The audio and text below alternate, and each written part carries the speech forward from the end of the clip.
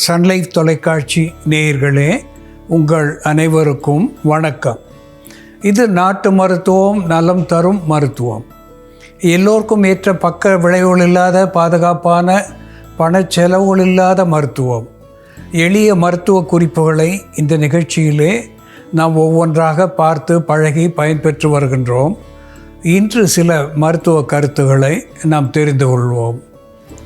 த ஹோலி பேசில் என்று ஆங்கிலத்திலே சொல்லப்பெறுவது துளசி. அதனோடு பெப்பர் என்று ஆங்கிலத்திலே சொல்லப்பெறுகின்ற மிளகு.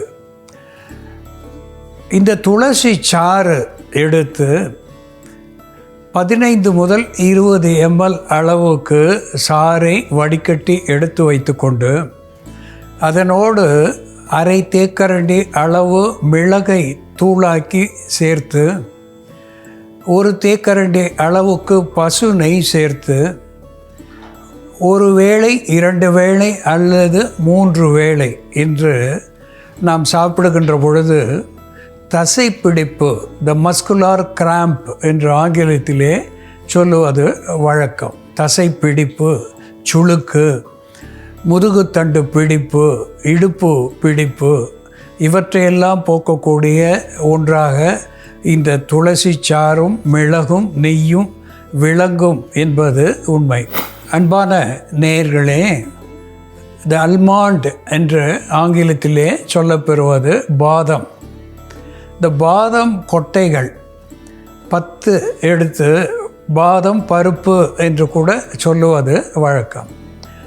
இந்த பாதம் 10 எடுத்து இரவு நேரத்திலே நீரில் இட்டு ஊற வைத்து காலையிலே அதனுடைய தோலையெல்லாம் நீக்கிவிட்டு உள்ளே இருக்கின்ற வெண்மையான பருப்புகளை மட்டும் மசித்து அதனோடு தேன் சேர்த்து அன்றாடம் 1 மண்டலம் வரையிலே, அதாவது 48 நாட்கள் என்று சொல்லுவார்கள், சிலர் 50 நாட்கள் என்று ஒரு மண்டலத்தை குறிப்பார்கள்.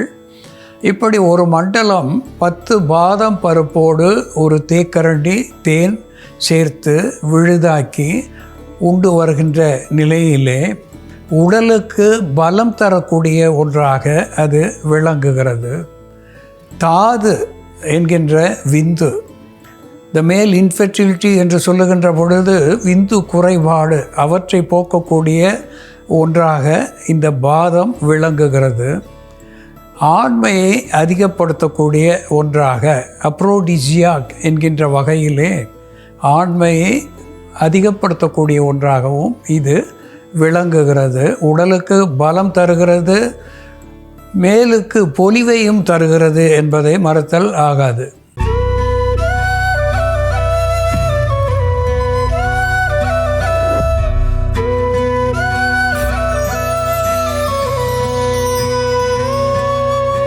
அன்பான நேயர்களே, எலுமிச்சை என்று நாம் தமிழிலே சொல்லப்பெறுவது ஜம்பீரம் என்று வடமொழி பெயரை பெற்றிருப்பது. சிட்ரஸ் லெமன் என்று ஆங்கிலத்திலே சொல்லப்பெறுகின்ற ஒன்று லெமன் என்று கூட ஆங்கிலத்திலே சொல்லுவார்கள். இந்த எலுமிச்சை என்பது கனிகளிலே மிகச்சிறந்த ஒரு கனியாக கருதப்பெறுகிறது. இதை ராஜகனி என்று சித்த ஆயுர்வேத மருத்துவர்கள் கூறுவார்கள். ராஜகனி என்று சொல்லுகின்ற பொழுது கனிகளுக்கெல்லாம் ராஜாவாக இது விளங்குகிறது. அதனால்தான் இந்த எலுமிச்சையை பூஜைக்கு கூட கலசங்களிலே இட்டு அதை பூஜைக்கு பயன்படுத்துவார்கள். கண்ணேறு கழித்தல் என்று சொல்லுகின்ற சுத்தி போடுவது, கண் திருஷ்டி என்று சொல்லுகின்ற நிலையிலே இந்த எலுமிச்சம்பழத்தை சுற்றி 4 திசைகளிலேயும் துகள்களாக எரிவது வழக்கம். இது கண்ணீர் கழித்தல் என்கின்ற வகையிலே மருந்தாகி பயன் தருகிறது.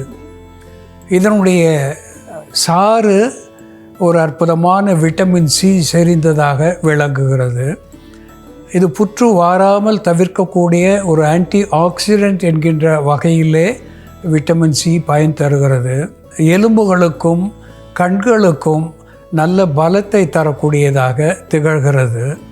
சிறுநீர் தாரையிலே ஏற்படுகின்ற உஷ்ணத்தை குறைக்கக்கூடியதாகவும், பொதுவாகவே உடலுக்கு ரெஃப்ரிஜரண்ட் என்று சொல்லக்கூடிய குளிர்ச்சியை தரக்கூடிய ஒன்றாகவும் இந்த எலுமிச்சை சாறு விளங்குகிறது.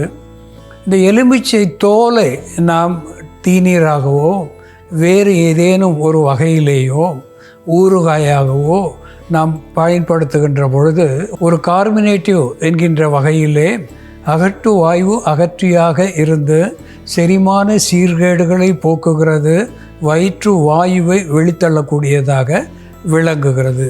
இதனுடைய இலைகளை கூட நாம் தீநீராக வைத்து பருகுகின்ற பொழுது செரிமான சீர்கேடுகளை போக்குகிறது, அகட்டு வாயு அகற்றியாக இருந்து இந்த ப்ளோட்டிங் என்று சொல்லக்கூடிய நிலை, பெல்ச்சிங் என்று சொல்லக்கூடிய நிலை, வயிற்றை பற்றிய துன்பங்களை போக்கக்கூடிய ஒன்றாக விளங்குகிறது. இந்த எலுமிச்சை பழத்தை இந்த மோஷன் சிக்னஸ் என்று ஆங்கிலத்திலே சொல்லுவார்கள். சிலருக்கு வேகமாக போகின்ற பேருந்து, மகிழுந்து இவற்றிலே போகின்ற பொழுது நௌசியா, வாமிட்டிங் என்கின்ற வகையிலே குமட்டல், வாந்தி தோன்றுவது வழக்கம். அவர்கள் இந்த எலுமிச்சம் பழத்தை முகர்ந்து கொண்டு போகின்ற பொழுது அந்த வாந்தி குமட்டலை நிறுத்தக்கூடிய ஒரு அரோமா என்கின்ற வாசனையே மருந்தாகி இந்த எலுமிச்சை நமக்கு பயன் தருகிறது. அன்பான நேயர்களே, இந்த எலுமிச்சையை எப்படி மருந்தாக்கி பயன்படுத்துவது என்று செயல்முறையிலே பார்ப்போம், வாருங்கள். நேயர்களே, நாம் இன்னைக்கு எலுமிச்சம் பழத்தை பயன்படுத்தி நிற்காத வாந்தி மற்றும் கழிச்சலை நிறுத்தக்கூடிய ஒரு மருந்து தயார் பண்ணலாம். உடனடியாக நிறுத்தக்கூடிய மருந்து இது. சில நேரங்களில் நமக்கு வாந்தி, கழிச்சல் இவை இரண்டும் இருக்கும் பொழுது மருந்துகள் சாப்பிட்டாலும் அந்த மருந்துகளுக்கு கட்டுப்படாமல் வாந்தியும் குமட்டலும் இருக்கும், அதே போல் கழிச்சலும் நிற்காமல் இருக்கும். அப்படி இருக்கும் பொழுது அதிகப்படியான நீரிழப்பு, டயர்ட்னஸ் போன்ற பிரச்சனைகள்லாம் வரும். அந்த மாதிரி நமக்கு வாந்தியோ அல்லது கழிச்சலோ நிற்காமல் இருந்ததுன்னா அதற்கு உடனடியாக பயன்படுத்தக்கூடிய ஒரு மருந்து இப்போ தயார் பண்ணலாம். இதற்கு தேவையான பொருட்கள்: எலுமிச்சம் பழச்சாறு, சீரகம், தேன். சீரகம் ஒரு தேக்கரண்டி அளவு எடுத்து நல்லா வறுத்துடலாம். சிறு தீயில வச்சு சீரகத்தை வறுத்துடணும். சீரகம் வறுபட்டு பொரிய ஆரம்பித்ததும் தண்ணீர் விட்டுக்கலாம்.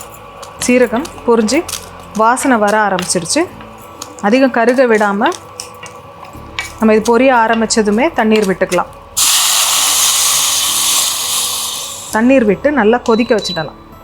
இந்த சீரக கஷாயம் தயார் பண்ணிவிட்டு அதை வடிகட்டிட்டு அதோடு நம்ம எலுமிச்சம் பழச்சாரும் தேனும் மிக்ஸ் பண்ணி அதை குடிக்கணும். இந்த எலுமிச்சம் இலைகளையும் நம்ம மருந்தாக பயன்படுத்தலாம்.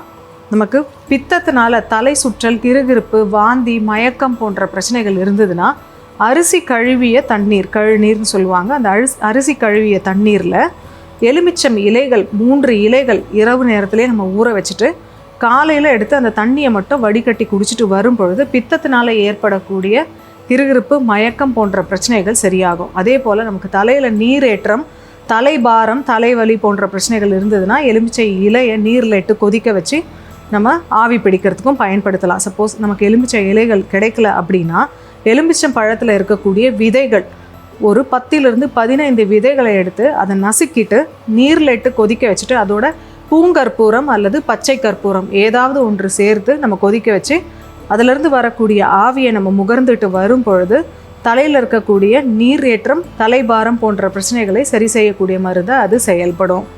இப்போ இந்த சீரக கஷாயம் தயாராகிடுச்சு. இதை வடிகட்டிடலாம். இதில் எலுமிச்சம் பழச்சாறு விட்டு நம்ம கொதிக்க வைக்க வேண்டாம். இதை வடிகட்டிட்டு கஷாயத்தில் கடைசியாக நம்ம லெமன் ஜூஸ் மிக்ஸ் பண்ணணும்.